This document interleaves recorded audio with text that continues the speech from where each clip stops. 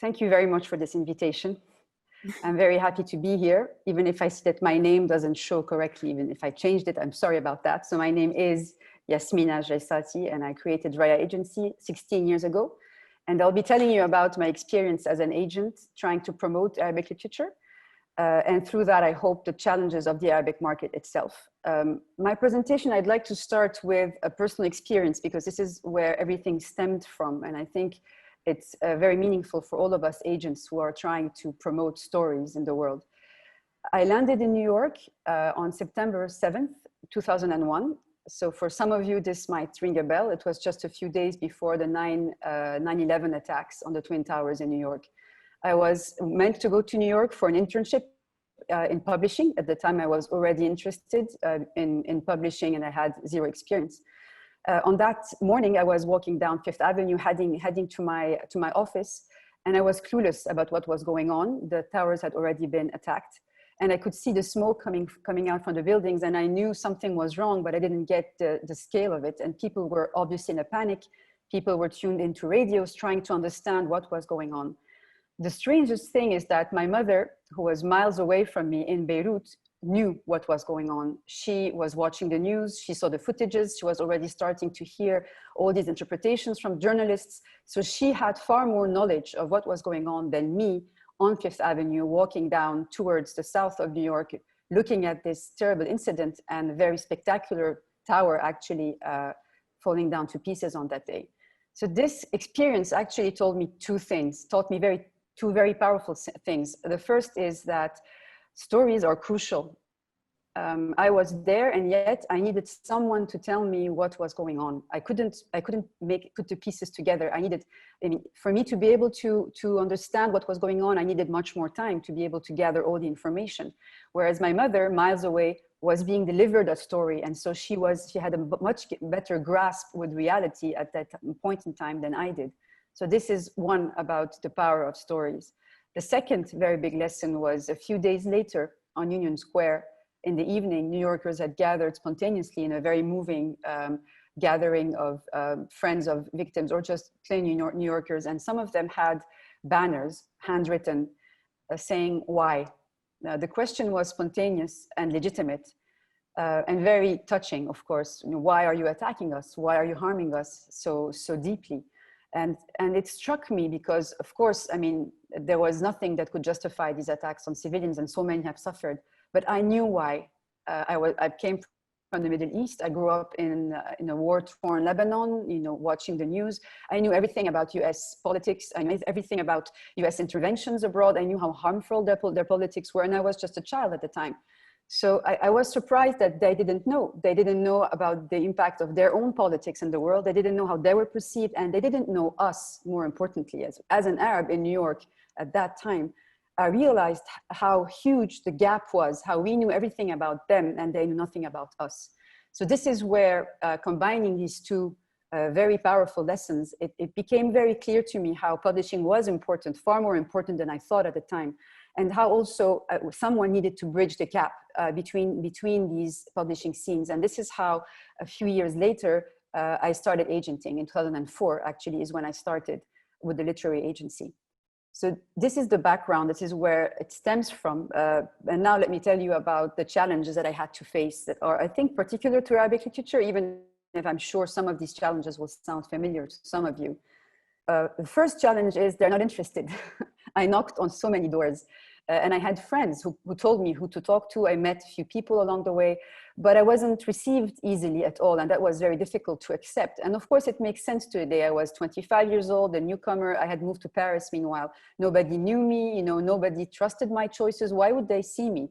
But beyond that, there were some defiance when it came to Arabic literature. And that connects one of the points I will bring up in a while.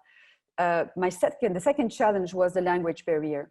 People couldn't read the language I wanted to give them. The stories I was pushing were in Arabic, and in 16 years of experience, I met only one editor who knew Arabic enough to evaluate books. One in passing for a short time, a translator, freelance editor, also knew Arabic, but other than that, no one until now knows enough of Arabic to be able to evaluate books. And of course, I mean, it's the reality of the market, there's nothing to be done, but as a result, very few people can be quick enough to react on a book or to know about the quality of the book. So that was a major challenge. But I think the bigger challenges really stem or come from the Arabic book market itself. And this I realized many years later. I got a better grasp of the book industry. I started knowing publishers, and I got a better sense of why our literature traveled with so much difficulty. The first is the absence of information. Till today, there are no bestsellers lists, no sales figure, no publications list, very few reviews in Arabic, some of them in dailies, some reviewers reliable, others not. There's no metadata, very few fields that make any sense. And for the digital age, it makes a big difference. So there is no background information whatsoever that can tell me as an agent what book to look for and promote. But more importantly, there is no tool that editors can turn to understand the landscape when it comes to who is this author, you know, how do I situate him in this literary landscape? Who's this editor? All of these questions that they usually have answers to, even maybe unknowingly, they had absolutely no answers to in Arabic. And this gave rise to several bad experiences that editors told me about, namely choosing books that they thought were great or they told were great and couldn't check, and it turned out to be a catastrophe. I'm sure this happens with other languages, but when I started, this was very frequent when it comes to Arabic. And the fourth challenge was a question that was kind of implicit in our conversations. Are there good books in Arabic anyway?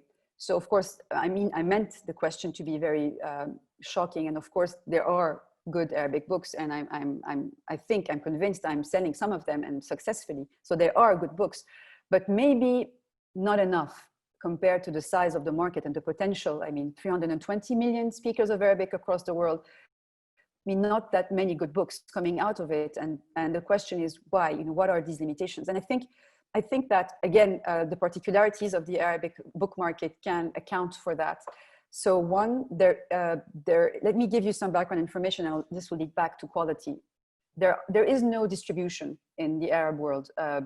Books do not physically travel easily. Publishers will typically go to book fairs. There is one book fair a month in pre-COVID times, and I hope again in post-COVID times. So one book fair a month in one Arab city. So every city will get one book fair, and this is where readers will run to get the books. But again, they will sell them at discount price, and this disadvantages the bookseller. And so throughout the year, the offering of books is rather poor. There's no diffusion. This comes with no information, as mentioned earlier. So very few houses will practice the sales rep exercise, where the sales rep goes to the bookseller and, you know, suggests for books to be stocked, etc. We don't have this kind of culture. And few bookstores will stock books because there's no return their policy. And so therefore booksellers will not take this kind of risk. And very often I go to a bookshop, ask for a book, they'll ring up the publisher and say, hey, I have someone who wants this book, and then tell me, can you pass by tomorrow? I'll have a copy for you. So this is how this works in a lot of cases. Also, the fact that there's no distribution combines with another factor leading to very poor revenue, and that's piracy. So a lot of publishers will tell me 40% of revenue is lost to piracy. I'm not sure how this is estimated, but I've heard this number from many people. So there must be something true to it. And I know there's a lot of piracy, it's a fact. So this leads to publishers not wanting to invest in editors.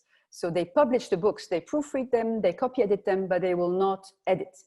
So I know today there is some debate, and not everybody edits the same way as they used to, but I mean, you can see sometimes that some books do need editing, and this editing happens in translation, even in books that I choose to represent. I see the limits, but they're such good books that I know that they will benefit from this kind of editing in translation, which is unfair for acquiring houses, of course, because then they incur all the cost of editing. But so this also means that the whole culture of improving the book is not there. And combined with the lack of information, there are no best practices, no quality standards, and therefore the market is very unequal. It will really depend on the different policies that the different houses will have, on the different audiences they think they have, but I mean, very drastic differences. It's not like anywhere else in the world. It's that some books are published, I just wonder why they were published.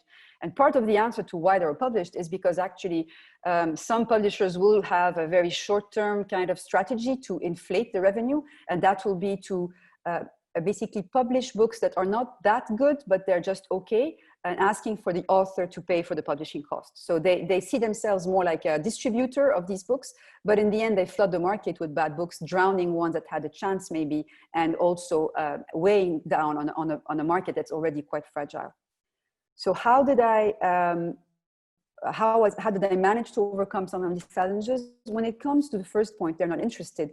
I discovered that personal relations really mattered, and I'm sure all of you in this room know. So this is how it happened. I became friends with people, and I got them interested in me, and eventually through me and through other things that happened at the same time in the world, they grew more interested in the books I had to offer. The language barrier was easier to sort. I discovered the collaboration with translators. It was important to make them understand I wasn't a threat to them, but rather a collaborator, and I worked only with the best, and I paid them for the samples, and because I realized how crucial it is for translations to be of very high quality. And about the information, well, until today, I'll see people and I'll just to tell them about the book industry. So I might be in a meeting with a publisher, have never met them before, they have no clue about the region. I'll still sit down, and if it's a Frankfurt meeting, I will spend 15 minutes, 20 minutes telling them about the market, because they have so many questions and they need to know. They won't be able to buy if they don't know. And so even if they don't buy from me, the more people buy, even from other people, the more room there'll be for Arabic books in the market. That's how I see it. So I keep seeing people, just to tell them about the market when they have questions. And now going down to my last challenge, are there good Arabic books anyway? It's a difficult one. So this is not something I can do on my own, obviously. There are too many challenges, and these are, all of these points that I mentioned earlier are the crux of the problem, I think, when it comes to the industry. But I did not lose sight of why I started doing this. I wanted to do this because I wanted people to know who we were. And this starts from good books. And so we need best practices, we need quality standards. And so I work on the side with, on projects that come to metadata, to information. I try to collaborate with people like the Emirates Literature Foundation in the UAE, who has this project of having increasing number of pages of Arab authors on Wikipedia. So I will collaborate with them to make this happen if I can help. A brief take-home message. It hasn't been easy at all. It's still not very easy today. Maybe it's not for anyone. I remain very small, but today I think I have some success, and I'm proud of what I was able to achieve. I started in 2004. I did my first contract 4 years later. So for 4 years, I had to hang on, not knowing if what I did had any meaning, if the books I represented had any chance or any quality that mattered. I had a lot of questions along the way. But today I was able to sign 260 deals. That's not a lot in 10 years, if you count that the first years were very slow. But it's still, all of these books out there that I was able to push and reached to 20 languages. So I'm proud of this journey, but I hope that there will be more room in the future for Arabic literature and for good books. Thank you.